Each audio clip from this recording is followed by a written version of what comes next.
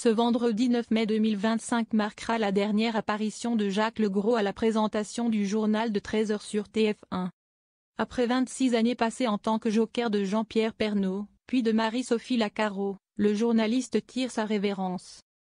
À lire également Jacques Legros en froid avec Nathalie Marquet-Pernaut. Elle mène sa vie, je mène la mienne. Jacques Legros donne son avis tranché sur Isabelle Iturburu.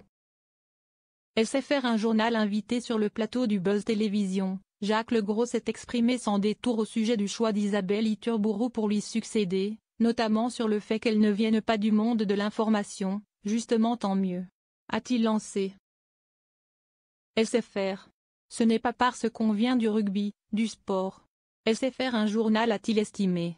Et d'ajouter, après c'est le journal de 13h, donc il y a toute une habitude à prendre, mais elle est en train de faire des journaux zéro.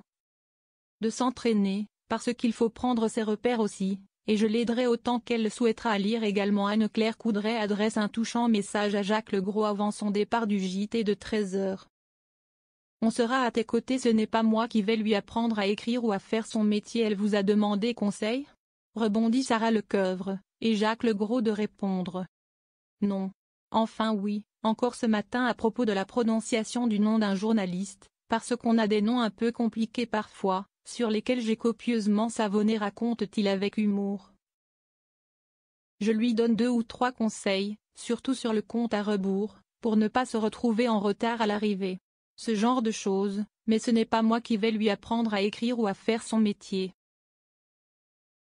Et de conclure avec enthousiasme, ça sera magnifique, que 2 femmes du Sud succèdent à 2 hommes du Nord. Un clin d'œil en référence à Marie-Sophie Lacaro, originaire de Perpignan, qui avait remplacé Jean-Pierre Pernaut, lui-même originaire d'Amiens. À lire également Jacques Legros en détour sur ses adieux aux 13h de TF1, ce qui m'agace toujours, CIST.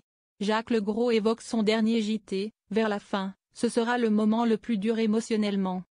À quelques heures de sa dernière édition, Jacques Legros s'est également confié à Ouest France sur son état d'esprit. Ce matin, ce n'est pas évident, mais j'ai décidé de me mettre sur des rails avec le même sérieux qu'habituellement pour informer les téléspectateurs.